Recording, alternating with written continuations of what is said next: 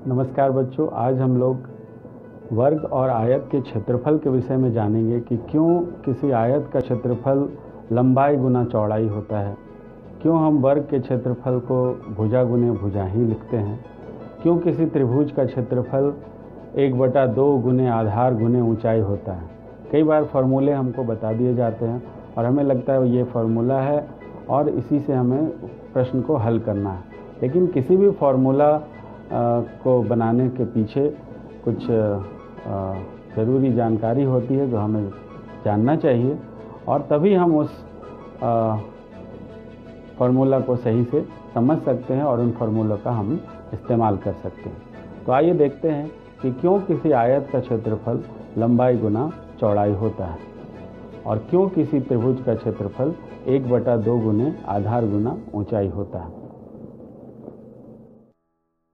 बच्चों, क्षेत्रफल का अर्थ है किसी वस्तु द्वारा किसी सतह पर लिया गया स्थान। बच्चों, यहाँ टेबल के सतह को कॉपी, किताब और मोबाइल ने जो स्थान घेर रखा है वह उसका क्षेत्रफल है। बच्चों, आयत एवं वर्ग के क्षेत्रफल को समझने के लिए यहाँ इस चित्र में आप देख रहे हैं एक आयत है। ये आयत और ये एक वर्ग है। हम इस आयत और इस वर्ग का क्षेत्रफल को मापने के लिए, किसी भी चीज़ को अगर मापना हो तो हमें एक मापने के लिए एक इकाई होनी चाहिए जिसके आधार पर हम उसकी गणना करेंगे। तो यहाँ पर एक इकाई ली गई है जिसकी एक वर्गाकार इकाई है। एक इकाई लंबाई, एक इकाई उसकी चौड़ाई है। तो एक वर्ग इकाई, ये एक तरह से एक वर्ग इकाई मतलब ये क्षेत्रफल को मेज़र करने के लिए, क्षेत्रफल को मापने के लिए हमने एक इकाई बनाई है जिसके आधार पर हम आयत के क्षेत्रफल की गणना करेंगे। तो अगर हम इस इकाई वर्ग से हम इसकी तुलना करें तो हम देखते हैं कि इसमें 1, 2, 3, 4, 5, 6, 7, 8, 9, 10, 11, 12 मतलब इस आयत का क्षेत्रफल 12 वर्ग इकाई होगी, जहाँ पर एक वर्ग इकाई इस वर्ग इकाई का क्षेत्रफल है। तो इस आयत का क्षेत्रफल क्या हो गया? 4 × 3 12 वर्ग इकाई। तो 4 × 3 12, इससे हमें एक क्षेत्रफल की समझ बनी और क्षेत्रफल के लिए अब हम एक फॉर्मूला जान गए कि अगर 4 इसकी लंबाई थी और 3 इसकी चौड़ाई थी तो 4 × 3 करने से 12 वर्ग इकाई क्षेत्रफल आ रहा था। तो आयत का क्षेत्रफल हम लिख सकते हैं लंबाई गुना चौड़ाई। मतलब यदि आयत की लंबाई दी गई हो और चौड़ाई दी गई हो तो आयत की लंबाई और चौड़ाई को गुना कर हम आयत का क्षेत्रफल प्राप्त कर सकते हैं। इसी तरह से वर्ग के क्षेत्रफल के लिए उसी इकाई वर्ग से हम अगर इसकी तुलना करें तो 1 वर्ग इकाई, 2 वर्ग इकाई, 3 वर्ग इकाई और 4 वर्ग इकाई। इस तरह से इस वर्ग का क्षेत्रफल 4 वर्ग इकाई। तो अगर ये वर्ग है और इसकी एक भुजा 2 इकाई है तो हम देख रहे हैं कि 4 वर्ग इकाई है। मतलब अगर हम वर्ग की भुजा को उसकी भुजा से गुना करें तो भुजा गुने भुजा उस वर्ग का क्षेत्रफल हो सकता है। अतः वर्ग का क्षेत्रफल हमें प्राप्त हो गया भुजा गुने भुजा, क्योंकि वर्ग की लंबाई और चौड़ाई दोनों बराबर होती है। तो वर्ग में हम भुजाओं को लंबाई और चौड़ाई न बोलकर हम उसे भुजा कहते हैं, इसीलिए वर्ग का क्षेत्रफल कहा जाएगा भुजा गुने भुजा।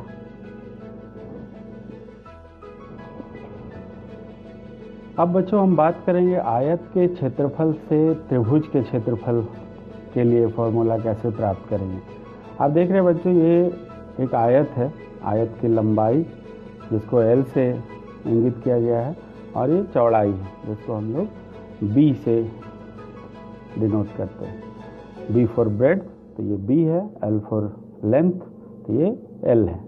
तो आयत का क्षेत्रफल, जैसा कि अभी आपने देखा, आयत का क्षेत्रफल बराबर लंबाई गुने चौड़ाई हमें प्राप्त हो चुका था, इसीलिए हम आयत का क्षेत्रफल L इंटू B कहते हैं।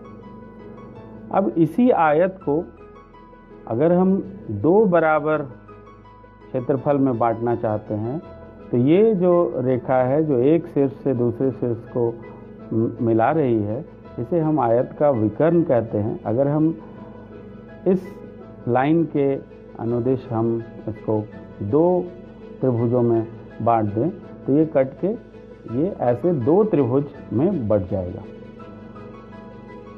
तो एक आयत ऐसे दो बराबर क्षेत्रफल वाले त्रिभुजों में बढ़ चुका है। तो अगर हम इस आयत के क्षेत्रफल को L गुना B लिख रहे थे, आयत का क्षेत्रफल लंबाई गुना चौड़ाई, तो इस त्रिभुज का क्षेत्रफल इस आयत के क्षेत्रफल का आधा होना चाहिए, क्योंकि ऐसे बराबर बराबर दो त्रिभुजों में इस आयत के क्षेत्रफल को बांटा गया है। तो त्रिभुज का क्षेत्रफल अगर हम लिखना चाहें तो 1/2 गुना इसी आयत के क्षेत्रफल के आधा अगर हम कर देते हैं तो वो त्रिभुज का क्षेत्रफल प्राप्त हो जाता है।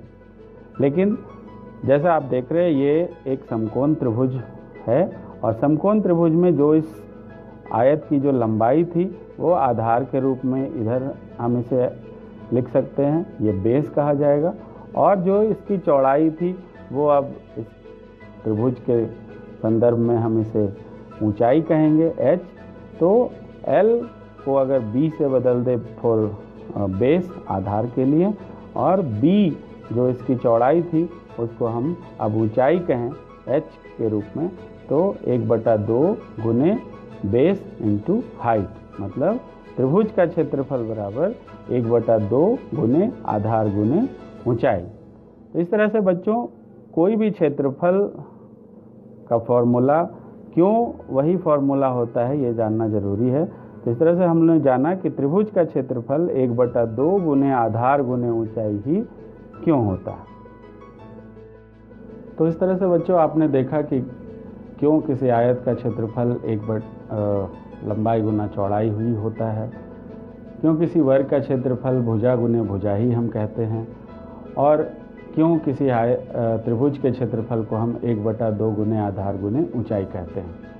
आप देख रहे हैं कि हर किसी भी क्षेत्रफल के प्रश्न में जब भी हम क्षेत्रफल की गणना करते हैं तो अगर आयत का क्षेत्रफल मीटर में दिया हुआ हो तो क्षेत्रफल में हम लोग उसका आंसर वर्ग मीटर में देते हैं।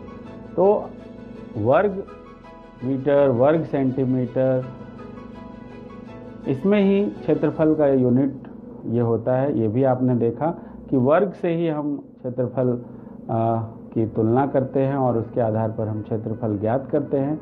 इसीलिए किसी भी आकृति की, किसी भी क्षेत्र के क्षेत्रफल की बात आएगी तो हमारा जो उत्तर होगा उसकी जो इकाई होगी, उसका जो मात्रक होगा वो वर्ग इकाई में होगा, वर्ग मीटर, वर्ग सेंटीमीटर या वर्ग मिलीमीटर, इस तरह से। यहाँ पे बच्चों कुछ प्रश्न आपको दिया जा रहा है, आप अपने अपने घरों में इसे अभ्यास करें, इन प्रश्नों का हल करें और कोशिश करें कि आप आयत के क्षेत्रफल, वर्ग के क्षेत्रफल और त्रिभुज के क्षेत्रफल, इन सब चीज़ों में आपकी समझ बेहतर हो सके। धन्यवाद।